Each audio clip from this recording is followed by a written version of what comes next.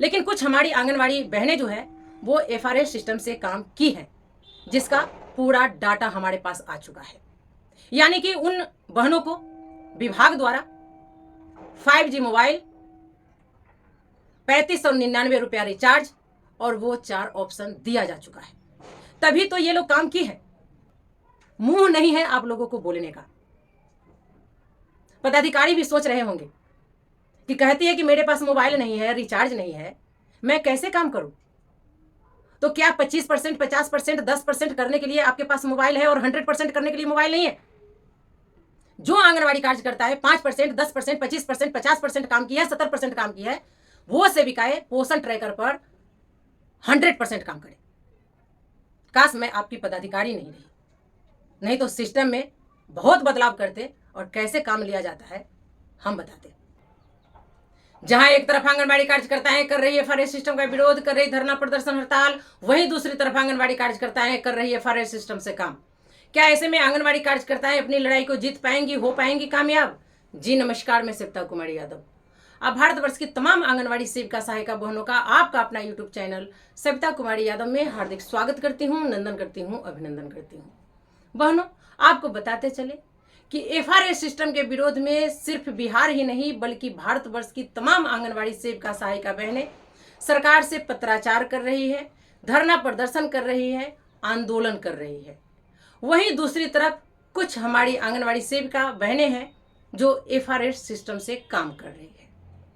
आप लोगों को याद होगा, अगर नहीं याद है तो मैं स्मरण दिलाना चाहूंगी कि 19 मार्च 2025 को आईसीडीएस निदेशालय बिहार की तरफ से एक स्मार पत्र जारी किया गया था, जिसके साथ वो भी सूची संलग्न की गई थी जिसमें बताया गया था कि किस जिले में कितना प्रतिशत एफआरएस सिस्टम से काम हुआ है, यानी कि फेस कैप्चर प्लस EKYC हुआ है। वो वीडियो हमने आप लोगों को दिखाया था, आप लोगों के बीच जानकारियां शेयर की थी। अब हमारे पास जिला छोड़िए, प्रखंड छोड़िए, जो पंचायत की आंगनवाड़ी सेविका है, केंद्र वाइज रिपोर्ट आ गया है, जिसमें वो लोग कहते हैं कि एफआरएस सिस्टम का विरोध होना चाहिए। दूसरी तरफ वही लोग एफआरएस सिस्टम से काम कर रही है। आप लोगों को बता दूं कि 20 मार्च 2025 को एक संगठन के द्वारा ब्लॉक लेवल पे धरना प्रदर्शन किया जा चुका है। वहीं 27 मार्च को राज्य लेवल पे आंगनवाड़ी सेविका सहायिकाओं का महापड़ाव होने जा रहा है। तो ऐसे में हम क्या समझे? एक तरफ हम आंदोलन कर रहे हैं एफआरएस सिस्टम के विरोध में, जो कि आपको पूरा डाटा आ चुका है। दूसरी तरफ हम उसका समर्थन कर रहे हैं, उस पर काम कर रहे हैं। इससे साफ साफ यही निष्कर्ष निकल के आ रहा है कि जो आंगनवाड़ी सेविकाएं फेस कैप्चरिंग का काम की है, EKYC की है या कोई भी काम की है, उनको सरकार द्वारा वो सभी सुविधाएं मुहैया करा दी गई है जो उनको चाहिए। वो कौन कौन सी सुविधाएं हैं आप लोगों को पता है, जो कि सभी संगठन के नेतृत्वकर्ताओं के द्वारा पत्राचार में लिखा गया है कि अगर हमसे ऑनलाइन काम करवानी है, पोषण ट्रैकर पर काम लेनी है, एफआरएस सिस्टम से काम लेनी है, तो इससे पहले हमें वो सुविधाएं चाहिए जिसके बल पे ये काम किया जा सकता है। अब काम करने के लिए आपको मोबाइल चाहिए, तो आप लोग जब अपने आंगनवाड़ी केंद्र पर जाती है, फोटो कैप्चरिंग करती है बच्चों का, तो कैप्चर नहीं होता है, कभी लोकेशन इधर का उधर बताता है। यानी कि अब जो है वो 2G मोबाइल का ज़माना नहीं रहा, 5G का ज़माना आ गया है। जिनके पास 5G मोबाइल है उनका तो आंगनवाड़ी केंद्र पर ओपनिंग भी हो जाती है, बच्चों का फोटो कैप्चरिंग भी हो जाती है। लेकिन जिनका नहीं है उनके लिए ये बहुत बड़ी परेशानी है। तो आपको 5G मोबाइल नहीं मिला, पहले से 2,000 रुपया प्रति वर्ष के हिसाब से आपको रिचार्ज का मिलता है, जो कि अब मार्केट में 2,000 का रिचार्ज है ही नहीं। मैंने खुद चेक किया तो पता चला कि 3599 रुपया का 1 साल का पैकेज आता है। अगर मंथली में उसको डिवाइड कर दे तो वो और भी ज़्यादा होगा। तो कम से कम साल का ही पैकेज आप दो तो 3599 रुपया दो। तीसरा आता है आंगनवाड़ी सेविकाओं को सही से प्रशिक्षण दिया जाना। और चौथा लास्ट जो हम लोगों का सवाल है वो है कि जन वितरण प्रणाली के जैसे आंगनवाड़ी केंद्रों पर भी FRS सिस्टम से THR वितरण करने में वो 4 ऑप्शन, ये जब तक नहीं मिलता है तब तक हम लोग काम करने में असमर्थ है। लेकिन कुछ हमारी आंगनवाड़ी बहनें जो है वो FRS सिस्टम से काम की है, जिसका पूरा डाटा हमारे पास आ चुका है। यानी कि उन बहनों को विभाग द्वारा 5G मोबाइल, 3599 रुपया रिचार्ज और वो 4 ऑप्शन दिया जा चुका है। तभी तो ये लोग काम की है। कोई 10%, कोई 20%, कोई 50%, कोई 70%। जब आप 70% काम कर लिया यानी कि FRS सिस्टम से, तो बचा 30%। 30% कहाँ लेना देना होता है वो भी आपको पता है, और बाजार मूल्य जो आपको सरकार दे रही है वो भी आपको पता है कि बाजार का मूल्य क्या है और सरकारी दर क्या है। आप कहाँ से कर रही है ये भी अब हमको समझ में आ रहा है। ऐसे ही लोगों के कारण हम अपनी लड़ाई को नहीं जीत पा रहे हैं, मुंह की खाकर आ रहे हैं। ऐसे लोग पदाधिकारी की नजरों में बने रहना चाहते हैं और संगठन का भी मुंह पकड़े रहते हैं और पीछे से उनकी धुलाई करते रहते हैं। ये है इन लोगों की असलियत। ऐसे लोग दुमुहे होते हैं जो ना तो वो पदाधिकारी के हैं ना तो वो संगठन के हैं। कब इनका मुंह चलता है, कब लात चलता है, किसी को पता नहीं। ऐसे लोगों से सावधान होने की जरूरत है। और ऐसे ही लोग FRS सिस्टम का या किसी भी कार्य को बहिष्कार करने के लिए आगे आते हैं कि बहिष्कार करिए, और संगठन के पदाधिकारियों को दिखार करवा देते हैं, उनसे बहिष्कार करवाते हैं और ये पीछे से जाकर के काम कर लेते हैं। हमारी बैठक में आते हैं और जो हम लोग विभाग के खिलाफ में, पदाधिकारी के खिलाफ में, सरकार के खिलाफ में बातें करते हैं, वो जाकर वहां पर बीज को बो देते हैं, वहां आपकी पोल को खोल देते हैं, आप वहीं पे फेलुअर हो जाते हैं।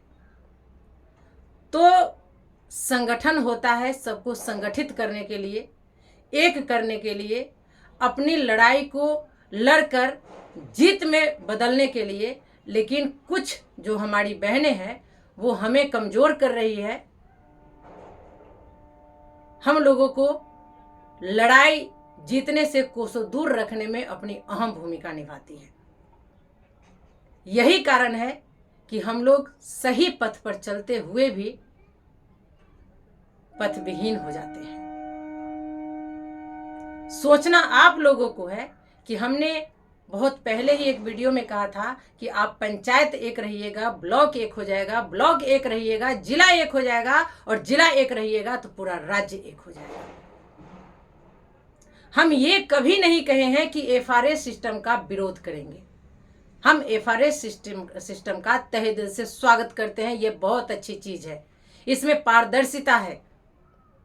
लेकिन हाँ, जो सही लाभार्थी है वो हमारे आंगनवाड़ी केंद्रों पर नहीं आती है, तो सही लाभार्थी होते हुए भी वो लाभ से वंचित हो जाती है। इसको लेकर हमने 4 ऑप्शन मांगा और उसमें कुछ भी नहीं है। हमारे सेंटर पर 1 लाभार्थी आएंगे, 1 को हम THR वितरण करेंगे, 10 आएंगे 10 को करेंगे, नहीं आएंगे नहीं करेंगे। पोषाहार ना तो हमारे पिताजी का है ना आपके पिताजी का है, पोसाहार जनता जनार्दन का है। इसलिए हम इसका स्वागत करते हैं। जिस दिन ये पोसाहार हमारे हाथ से निकल जाएगा उसी दिन आप तमाम आंगनवाड़ी सेविकाएं जो है एकजुट होइएगा और अपनी मानदेय बढ़ोतरी, अस्थायी कर्मी, सरकारी कर्मचारी वेतनमान की दिशा में लड़ाई को लड़िएगा। नहीं तो आपके दिमाग का सुई जो है वहीं पे अटका हुआ है, पोसाहार पे। आप अगर 2000 बचाती है तो कहीं 15-20 लाख बचता है। आप 2 रुपए से नाता तोड़िए, किसी का लाखों से नाता टूटेगा। लेकिन वो तो आप लोगों को समझ में आएगी नहीं। हमारे साथ के शिक्षक, विकास मित्र, टोला सेवक, किसान मित्र, ये सब कहां से कहां चले गए और हम आज भी वही हैं जहां बरसों पहले थे। अब ये आप बताइए, जो हड़ताल हुई, धरना प्रदर्शन हुई और आगे होने वाली है, इसमें आपका मानदेय भी कटेगा, मिलेगा कुछ भी नहीं। फायदा सरकार को होगी, संगठन के नेतृत्वकर्ताओं की होगी। आपका मानदेय भी गया, सदस्यता भी गया, शारीरिक परेशानी भी हुई और दूसरी तरफ जो काम कर रहे हैं उसको लेकर सरकार की पदाधिकारी की नजरों में सर झुकाना भी पड़ेगा। मुंह नहीं है आप लोगों को बोलने का। पदाधिकारी भी सोच रहे होंगे कि कहती है कि मेरे पास मोबाइल नहीं है, रिचार्ज नहीं है, मैं कैसे काम करूं? तो क्या 25%, 50%, 10% करने के लिए आपके पास मोबाइल है और 100% करने के लिए मोबाइल नहीं है? जो आंगनवाड़ी कार्यकर्ता है 5%, 10%, 25%, 50% काम की है, 70% काम की है, वो सेविकाएं पोषण ट्रैकर पर 100% काम करे। काश मैं आपकी पदाधिकारी नहीं रही, नहीं तो सिस्टम में बहुत बदलाव करते और कैसे काम लिया जाता है हम बताते। ऐसे लोगों को चिन्हित किया जाना चाहिए कि कौन है जो संगठन को कमजोर करता है। आज हमारे पास जिला का भी लिस्ट आ गया है, प्रखंड का भी लिस्ट आ गया है, एक एक सेविका का लिस्ट आ गया है कि कौन कौन एफआरएस सिस्टम से काम की है। यानी कि उन आंगनवाड़ी कार्यकर्ताओं को सरकार या पदाधिकारी 5G मोबाइल उपलब्ध करा दी है, उनको 2000 से बढ़ाकर 3599 रुपया रिचार्ज दे दी है।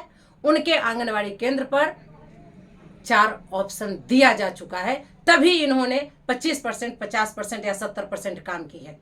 हमें तो लगता है ये लोग पोषाहार के लोभ में घर घर जा करके ये काम की होंगी।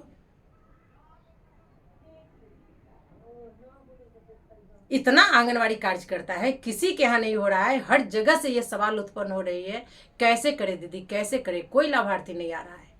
कई जगह मारपीट हो गया, झगड़ा लड़ाई हो गया, कैसा किसी की नौबत आ गई। और कुछ के आंगनवाड़ी केंद्र पर 70%। वाह रे हमारी सेविका बहन, वाह, तेरा क्या कहना। धन्य हो प्रभु, आप बहुत काम करती हो, आपको तो मेडल मिलना चाहिए। तो चलिए, भले ही हम तीखा जरूर बोले हैं, लेकिन कड़वा सच यही है।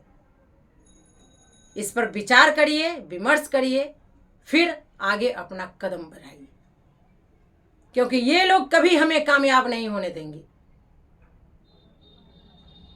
इसीलिए कहा गया है कि शेर जंगल का राजा होता है और वो अकेला ही रहता है, सब दिन अकेला ही वो रहता है। लेकिन गिद्धरों की झुंड हो जाती है और वो हुआ करके गांव शहर में दहशत फैलाए रहता है। शेर जंगल का ही राजा बन के रह जाता है। वो अगर शहरों में आ जाए तो फिर इंसान की जिंदगी को जीना दुर्लभ कर देगी। चलिए, कमेंट में आप लोग अपना राय विचार जरूर दीजिएगा कि ऐसे लोगों के साथ हम लोगों को क्या करना चाहिए। तो आज के वीडियो में फिलहाल इतना ही, फिर मिलते हैं अगले वीडियो में कुछ और नई जानकारियों के साथ। तब तक के लिए आप हमें विदा दीजिए। नमस्कार।